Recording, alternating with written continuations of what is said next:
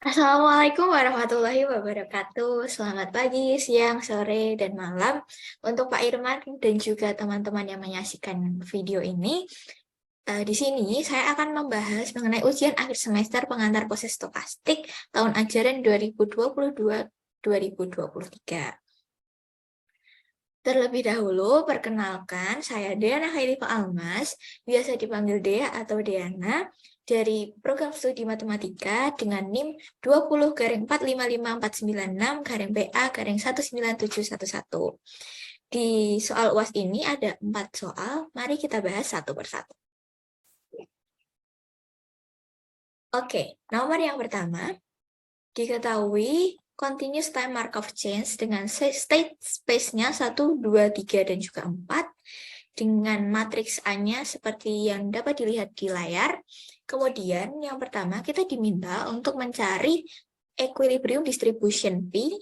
Kemudian yang kedua, jika state-nya dimulai dari state kedua, kita diminta untuk mencari expected amount of time until it change state for the first time. Kemudian yang ketiga, jika chain-nya dimulai dari state yang kedua, kita diminta untuk menghitung expected amount of time until the chain in state 4 gitu. Oke. Pertama, yang A, dimisalkan P itu adalah P1, P2, P3, dan juga P4 adalah distribusi equilibriumnya. Kemudian diperhatikan bahwa untuk sebarang distribusi PT berlaku P aksen T sama dengan PT dikali dengan A. Karena P adalah distribusi equilibriumnya, maka pada saat PT sama dengan P berlaku P aksen T sama dengan 0. Sehingga dapat diperoleh PA sama dengan 0. P-nya yang tadi yaitu P1, P2, P3, dan juga P4, dan matriks A-nya seperti yang diketahui di soal. Kemudian dapat diperoleh 4 persamaan. Yang pertama, ini dikali dengan kolom yang pertama. Dihasilkan persamaan P2 kali min 2 kali P1 ditambah P3 sama dengan 0. Sehingga dapat diperoleh P3 itu sama dengan 2P1. Kemudian yang berikutnya ini dikalikan dengan kolom yang kedua. Dihasilkan P1 dikurangi P2 ditambah P3 sama dengan 0. Karena tadi P3 itu sama dengan 2P1, kita masukkan ke sini. Sehingga didapatkan P2 itu sama dengan 3P1. Kemudian ini dikalikan dengan yang ini. Maka dihasilkan P1 ditambah P2 dikurangi 3P3 ditambah P4 sama dengan 0. Dengan diketahui P2 dan P3 yang di atas ini, maka didapat P4 itu sama dengan 2P1. Kemudian yang terakhir, ini dikalikan dengan kolom keempat, dihasilkan P3 dikurangi P4 sama dengan 0. Maka P3 itu sama dengan P4. Kemudian, karena Pi itu adalah distribusi berulang, maka berlaku Pi1 ditambah Pi2 ditambah Pi3 ditambah Pi4 sama dengan 1. Kemudian, tadi sudah diperoleh Pi2 itu sama dengan 3Pi1, Pi3 itu sama dengan 2Pi1, dan Pi4 itu sama dengan 2Pi1. Kita masukkan ke persamaan ini, sehingga diperoleh 8Pi1 itu sama dengan 1, sehingga Pi1-nya sama dengan 8. Pi1-nya sama dengan 8, dapat kita cari Pi2, yaitu 3 kali Pi1, sehingga Pi2 itu 3/8. Kemudian untuk Pi3 dan juga Pi4, itu nilainya 2 kali Pi1, itu sama dengan 2/8, sehingga dapat disederhanakan menjadi 1/4.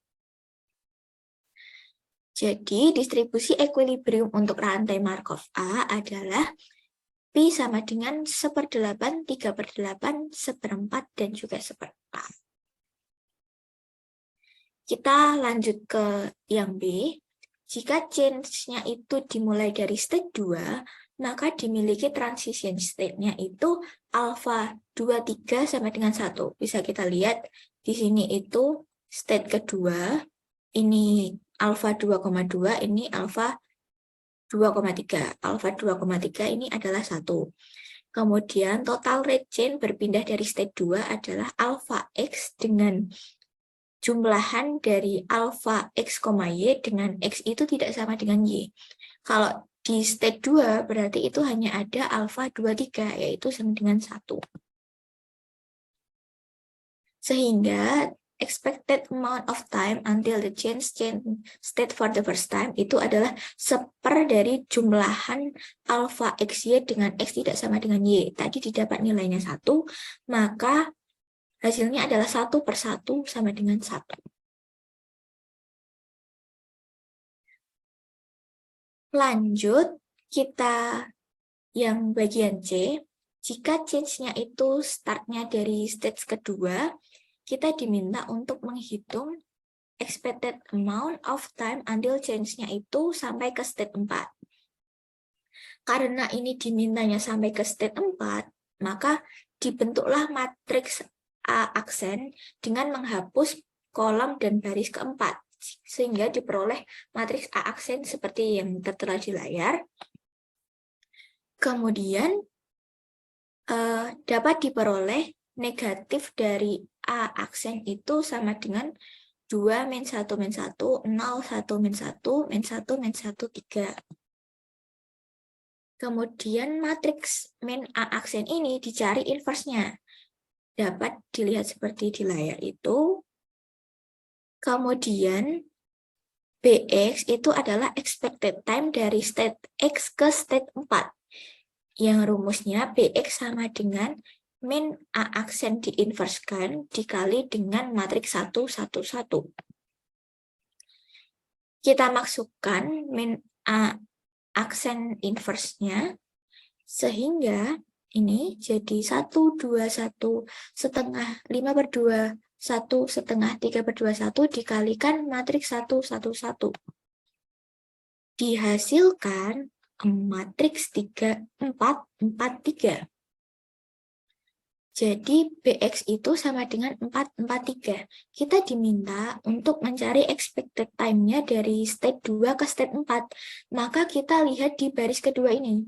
Baris kedua dari Bx itu sama dengan 4, sehingga B2-nya sama dengan 4. Itu tadi adalah pembahasan nomor yang pertama. Kita lanjut ke nomor yang selanjutnya.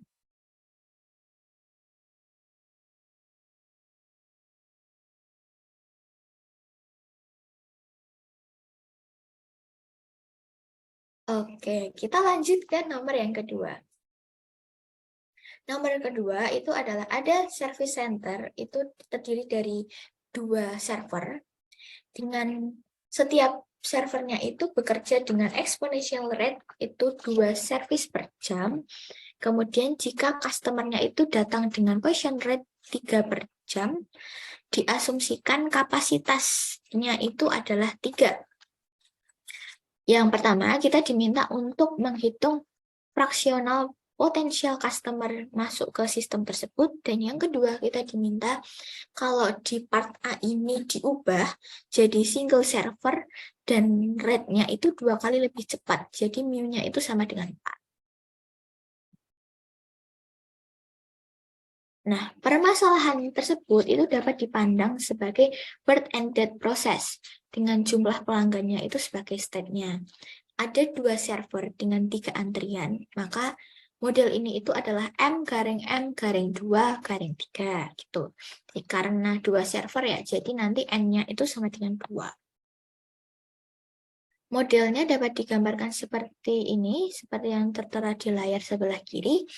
Ada state-nya itu ada 0, 1, 2, 3. Kemudian dari 0 ke 1 itu lambda itu sama dengan 3, lambda 0-nya sama dengan 3.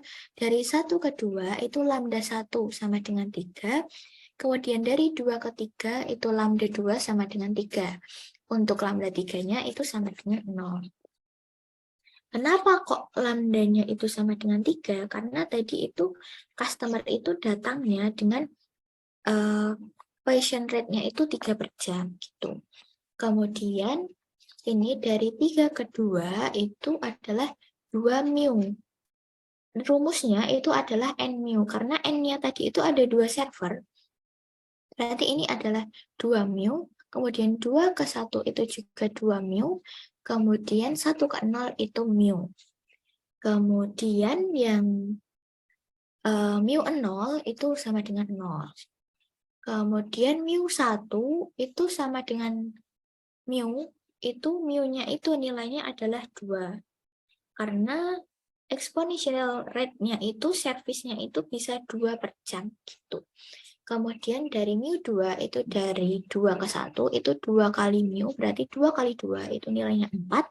Kemudian dan mu3 itu dari 3 ke 2 itu 2 kali mu, mu-nya 2, jadi 2 kali 2 jadi nilainya 4. Lanjut, dengan menggunakan formula ini, PK ini, yang ini untuk K-nya kurang dari N, dan juga PK yang ini untuk K-nya lebih dari sama dengan N, maka dapat diperoleh nilai probabilitas P1 itu 3 per 2 P0, P2-nya 9 per 8 P0, dan P3-nya 27 per 32 P0. Ini tadi dengan memasukkan nilai lambdanya itu sama dengan 3 dan juga mu-nya itu sama dengan 2. Kemudian diperhatikan bahwa jumlahan dari seluruh PK itu sama dengan 1. Jadi itu P0 ditambah P1 ditambah P2 ditambah P3 itu sama dengan 1. Tadi sudah diketahui bahwa P1 itu sama dengan 3 per 2 dari P0, kemudian P2-nya itu 9 per 8 dari P0, dan P3-nya 27 per 32 P0. Kemudian dimasukkan ke sini, disama dengan 1, maka diperoleh P0 itu sama dengan 32 per 143. Nah, kita diminta untuk menghitung banyak kemungkinan pelanggan yang masuk. Itu rumusnya adalah lambda dikali 1 min P3 per lambda. Lambdanya ini bisa dicoret, sehingga sama dengan 1 min P3. 1 dikurangi P3-nya tadi 27 per 32 P0. P0-nya sudah didapatkan nilainya 32 per 143, sehingga didapatkan nilainya itu 116 per 143. Kita lanjut ke yang B. Kalau terdapat satu server dengan kecepatannya 2 kali lipat, persamaan equilibriumnya menjadi P1 itu sama dengan 3 per 4 dari P0. Kan 2 kali lebih cepat ya, jadi mu-nya itu sama dengan yang awalnya 2 jadi 4. Gitu. Jadi ini P1-nya jadi 3 per 4 dari P0. Kemudian P2-nya juga menjadi 3 per 4 dari P1. P1-nya tadi 3 per 4 dari P0. Jadi P2-nya itu 3 per 4 kuadrat dari P0. Didapatkan 9 per 16 P0. Kemudian P3 itu 3 per 4 dari P2. Sedangkan P2 tadi itu 9 per 16 P0. Sehingga didapatkan P3 itu 27 per 64 P0. Seperti yang tadi, jumlahan seluruh PK itu sama dengan 1, sehingga P0 tambah P1 tambah P2 ditambah P3 itu sama dengan 1. Terus dimasukkan nilai P1 3 per 4 P0, P2-nya 9 per 16 P0, P3-nya 27 per 64 P0, maka didapatkan nilai P0-nya itu sama dengan 64 per 175. Nah, banyak kemungkinan pelanggan yang masuk itu sama kayak tadi rumusnya, lambda dikali 1 dikurangi P3 per lambda. Lambdanya bisa dicoret jadi 1 min P3. P3-nya tadi 27 per 64 dari P0. P0-nya sudah diperoleh hasil 64 per 175. Jadi hasilnya adalah 148 per 175. Itu adalah pembahasan nomor 2. Kita lanjut ke nomor 3.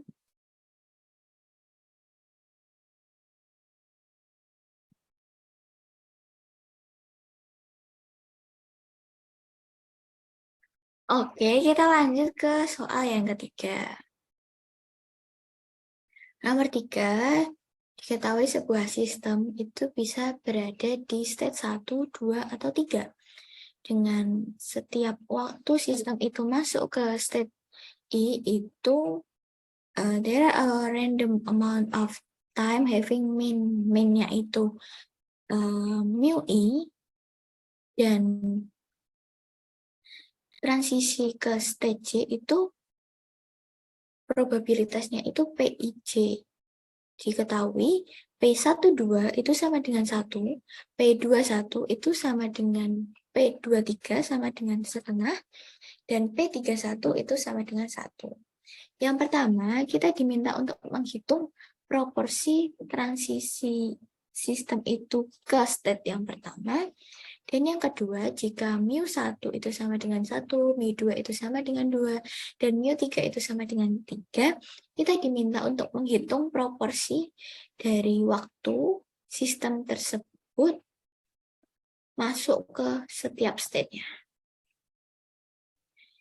Yang pertama, dibentuk matriks P. Tadi diketahui bahwa P12 itu sama dengan 1, jadi ini P12 sama dengan 1. Kemudian P21 itu sama dengan setengah, yang ini. P23 itu sama dengan setengah, yang ini. Kemudian P31 sama dengan 1, ini. Kemudian diperhatikan bahwa Pi itu sama dengan Pi kali P. Sehingga Pi-nya itu Pi1, Pi2, Pi3 sama dengan Pi1, Pi2, Pi3 dikali dengan matriks P yang udah kita cari tadi. Kemudian kita kalikan. Ini sama dengan ini dikalikan ini. Yang pertama jadi Pi1 itu sama dengan setengah kali Pi2 ditambah Pi3. Ini. Kemudian Pi2 itu sama dengan ini dikalikan dengan ini. Jadi Pi2 itu sama dengan Pi1. Dan Pi3 itu sama dengan ini dikalikan dengan ini. Jadi Pi3 itu sama dengan setengah dari Pi2. Didapatkan Pi2 itu sama dengan Pi1 dan Pi3 itu sama dengan setengah dari Pi2. Kita punya kesamaan bahwa Pi1, Pi2, Pi3 itu harus sama dengan 1. Sehingga kita masukkan Pi1-nya itu sama dengan Pi2, Pi2-nya itu juga Pi2, Pi3-nya itu setengah dari Pi2. Jadi hasilnya 5/2 Pi2 itu sama dengan 1. Sehingga Pi2-nya sama dengan 2/5. Kita dapat memperoleh Pi1, Pi1-nya itu sama dengan Pi2, dinilainya juga 2/5, kemudian Pi3-nya itu setengah dari Pi2, maka nilainya 1/5. Jadi 2 dari 5 transisi akan membawa sistem ke state yang pertama. Itu tadi jawaban soal yang A, kita lanjut soal yang B. Pertama, dasar teorinya itu kita dapat melihat dari teorema 4.8.3 buku Ross itu PI itu sama dengan PI dikali mu I per jumlahan dari semua PI dikali mu I dengan berdasarkan proposisi dari 481. Kita lihat ini adalah proposisi dari 481. Sehingga kalau kita nyari dari P1, itu kan tadi di nomor A itu hasilnya PI-nya itu 2/5, dengan mu I-nya itu 1, jadi 2/5 kali 1 per total dari ini Pi1 kali mu 1 ditambah ini Pi2 kali mu 2 ditambah ini Pi3 dikali mu 3. Jadi hasilnya adalah 2/9. Begitu juga dengan P2, itu 2/5 itu. P2-nya dikalikan dengan mu 2-nya, yaitu 2. Dipar jumlahannya tadi sama seperti yang P1, dihasilkan nilainya 4/9. Begitu juga dengan P3, maaf ini ada typo, harusnya P3 itu 1/5 itu nilai dari P3-nya dikalikan dengan mu 3-nya yaitu 3. Diper sama kayak di P1, P2, sehingga hasilnya itu 3/9 sama dengan 1/3. Oke, itu tadi pembahasan yang soal nomor ketiga. Kita lanjut ke soal yang nomor 4.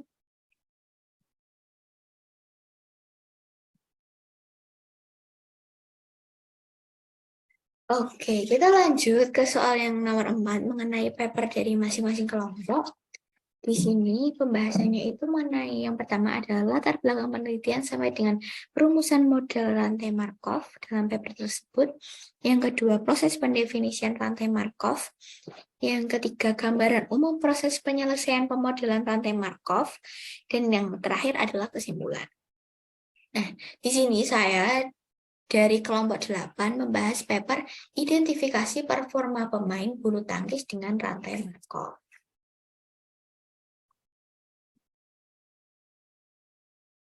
Nah, di kelompok 8 sendiri itu ada saya sendiri, Diana, kemudian ada Bagus, ada Naila Gusna, ada Cindy, dan juga Fauzan. Nah, mengenai daftar isi yang pertama itu adalah latar belakang, yaitu kondisi yang melatar belakangi pembuatan paper. Yang kedua itu rumusan masalah, mengenai masalah-masalah yang diselesaikan dari paper ini.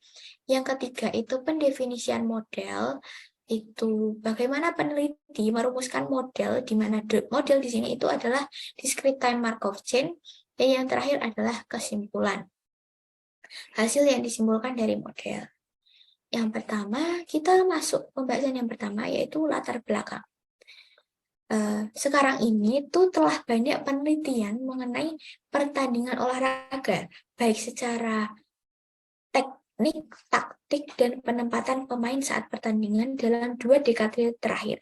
Tapi masih sangat minim penelitian mengenai taktik dalam permainan olahraga, sehingga peneliti meneliti masalah di olahraga bulu tangkis.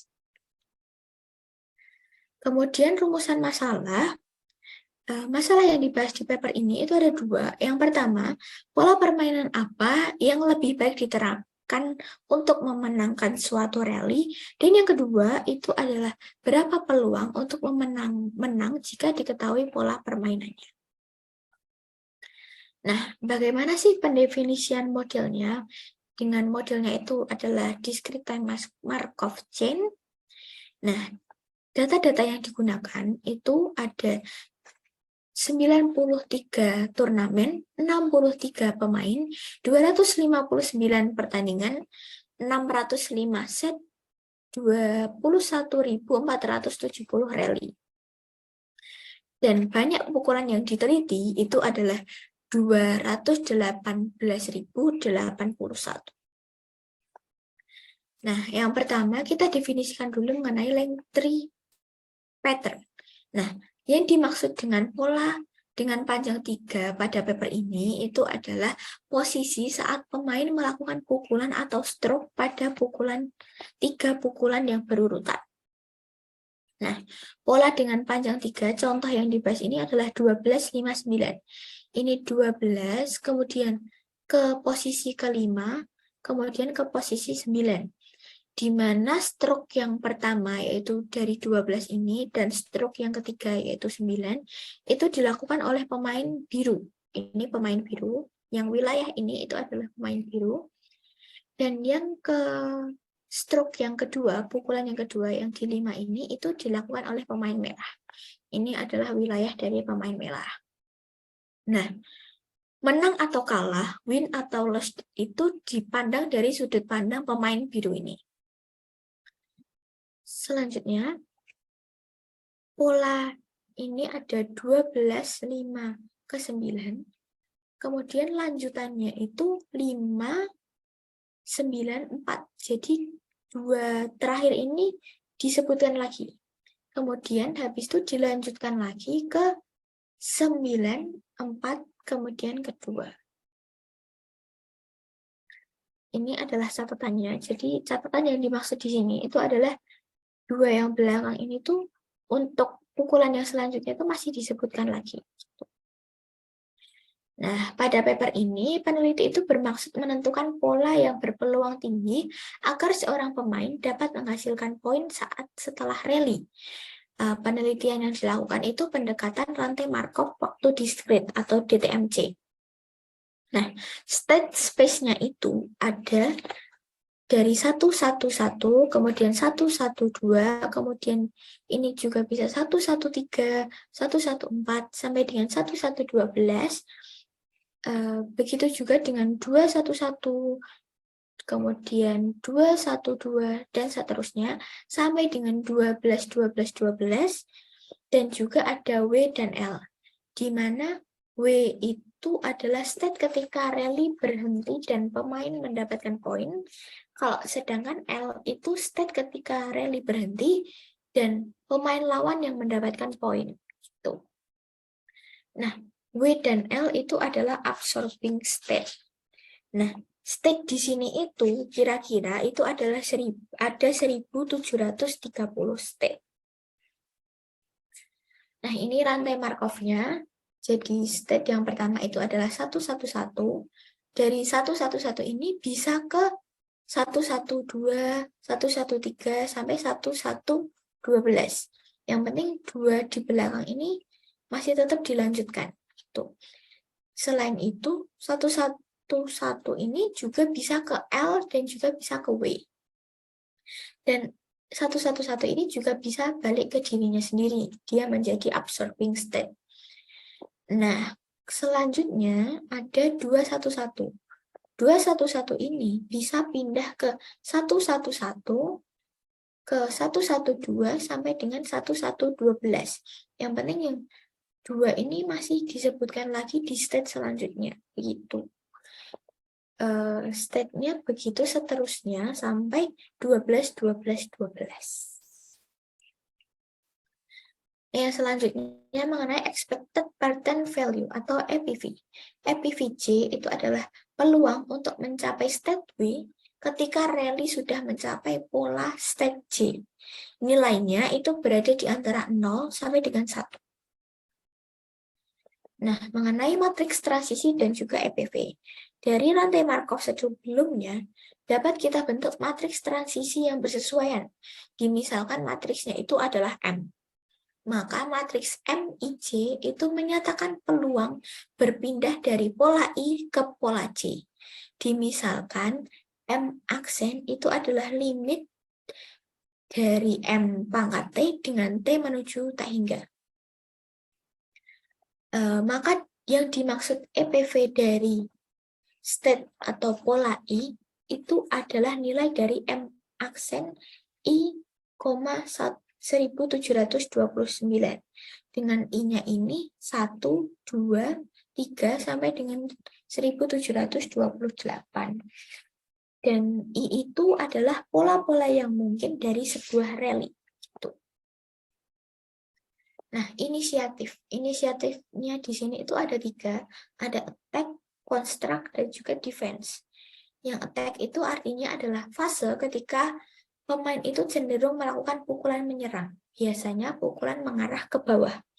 Kemudian construct itu fase ketika pemain sedang membangun serangan, pukulan biasanya mengarah ke dekat net. Dan yang terakhir adalah defense, itu fase ketika pemain berusaha menahan serangan dari pemain lawan. Model ini dirumuskan untuk mengetahui pola atau state apa yang memiliki EPV paling tinggi, walaupun EPV tidak selalu menjamin kemenangan setelah rally. Pembahasan. Analisis dilakukan secara numerik dalam paper ini karena banyaknya state. Karena state-nya itu kira-kira ada 1730, jadi analisisnya dilakukan secara numerik sehingga diperoleh 2 grafik berikut ini. Grafik yang pertama ini.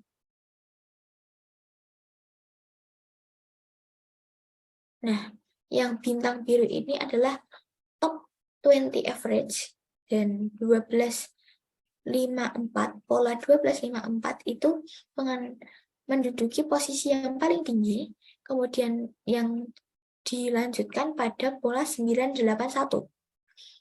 Itu peringkat kedua gitu.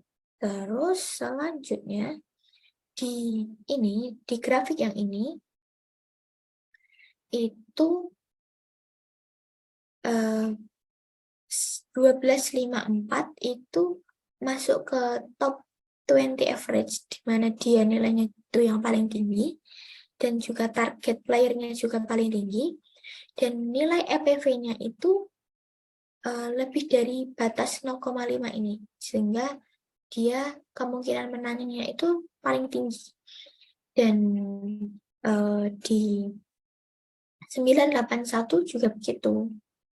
Dia masuk top 20 average, dia EPV-nya juga di atas 50%, sehingga kemungkinan menangnya itu lebih dari 50%, dan dia juga masuk ke target playernya ini dia di posisi nomor 2. Ini 981 ini. Di sini. Kemudian kesimpulan dari paper ini itu secara umum pola terbaik yang diterapkan saat permainan bergantung pada karakteristik pemain. Tetapi pola 1254 dan 981 itu cenderung memiliki EPV yang tinggi apapun inisiatif yang diterapkan oleh pemain. Dari tiga inisiatif tadi ada attack, kemudian construct, dan juga defense gitu. Nah, ini di sebelah kiri ini adalah polanya itu adalah 12, 5, kemudian ke 4, dan yang satunya itu ada 9, 8, kemudian ke 1. Begitu. Sekian yang dapat saya sampaikan. Semoga penjelasan ini bermanfaat bagi semuanya. Terima kasih. Wassalamualaikum warahmatullahi wabarakatuh. Bye-bye.